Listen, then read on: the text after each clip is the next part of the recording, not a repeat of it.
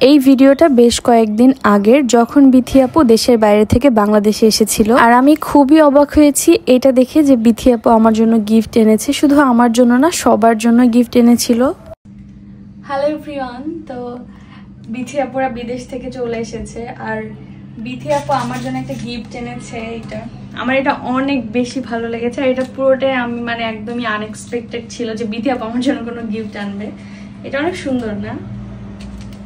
এটা কোনো শাড়ির সাথে পরলে অনেক বেশি সুন্দর লাগবে। আমি এটা কাল বা পরশুই পরবো। আর ভাইয়া তারপর রেডি হয়ে বের হয়ে গেলাম। আজকে আমি মায়ের বাসায় যাব আর আজকে এত বেশি রোদ ছিল আর অনেক বেশি গরম ছিল। তারপর বাসায় গিয়ে ফ্রেশ হয়ে শাওয়ার নিয়ে এখন আমার খিদা লেগে গেছে। ভাতের খিদা কিন্তু একদমই না, এখন কিন্তু প্রায় রাত 9টা থেকে 10টা বাজে। রান্নাঘরে এসে খুঁজে বেড়াচ্ছিলাম যে এখন আমি কি খাবো আর কি খাওয়া যায়, এটা নিয়ে আমাকে হেল্প করছিল রোজামণি, ও আমার ভাগ। দুইজন মিলে রান্নাঘরে খুঁজে বেড়াচ্ছিলাম যে এখন কি খাওয়া যায়, কারণ আমাদের দুজনেরই অনেক বেশি খিদা লেগেছে। আর এটা হলো আমার ভাইয়া, যে এখন দেশের বাইরে আছে, তাই প্রতিদিন ভাইয়ার সাথে এভাবে ভিডিও কলে কথা বলতে হয় সবার। এখানে ভাইয়া আমার ক্যামেরা দেখে খুব সুন্দরভাবে হাই বলে দিল সবাইকে। তারপরে রোজামণি খুঁজে বের করেছে চিপস, বাট আমার এই চিপস গুলো একদমই ভালো লাগে না। আমি আলুর চিপস অনেক বেশি পছন্দ করি আর আমাদের বাসায় সব সময় আলুর চিপস থাকে বললেই চলে, কারণ আলুর চিপস আমাদের বাসার সবাই খেতে পছন্দ করে। আলুর চিপস প্রায় শেষের দিকে, কারণ এখান থেকে সবগুলো আমি আমার বাসায় নিয়ে গেছিলাম, কারণ আলুর চিপস আমার অনেক বেশি পছন্দের। আর দেরি না করে শুরু করে দিলাম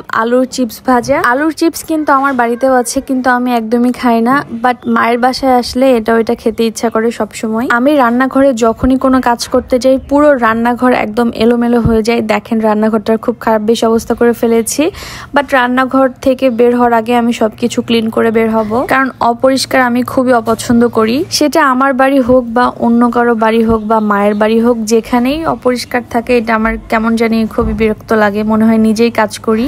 আর আলুর চিপস আমি একটু অন্যভাবে ভাজি, পুরোটাই ভেজে ফেলি না, হালকা শক্ত শক্ত রাখি, আমার কাছে ওইটাই বেশি ভালো লাগে। একদিনের জন্যই বাসায় গিয়েছিলাম, আসলে আমি বাসায় যে বেশি দিন থাকি না, কারণ আমার নিজেরও একটা সংসার আছে। এমনও হয়েছে যে আমি রাতে যেই সকালে চলে আসি, বাট থাকার জন্য গেলেও থাকতে ভালো লাগে না। তো যাই হোক, তারপরে আমার চিপস ভাজা শেষ। এখন আমি এটাতে মরিচের গুঁড়ো আর লবণ দিয়ে এটা খুব সুন্দরভাবে মিক্স করে নিলাম, তাহলে একটু ঝাল ঝাল খেতে অনেক বেশি মজা লাগে। আসলে কারো রান্নাঘরে নিজের ইচ্ছা মতো কিছু খুঁজে পাওয়া যায় না। আমি কোনো বাসনই খুঁজে পাইনি যেটাতে আমি চিপসটা নিব, তাই আমি এটাতেই নিয়েছিলাম। আচ্ছা, আলুর চিপস আপনারা কে কে পছন্দ করেন অবশ্যই কমেন্ট করে জানাবেন। তারপর আলুর চিপস খেতে খেতে ডোরেমন কার্টুন দেখা, এটা যে কি যে মজার। এখন কিন্তু আর ছোট নেই, অনেক বেশি বড় হয়ে গেছি, তারপরও ডোরেমন কার্টুন অনেক বেশি ভালো লাগে আগের মতোই। ছোটবেলায় ডোরেমন কার্টুন দেখার জন্য স্কুলে যেতাম না, আমার খুব ভালো করে মনে আছে। আমার এত বেশি ভালো লাগে, সেই ভালো লাগাটা এখনো কাজ করে।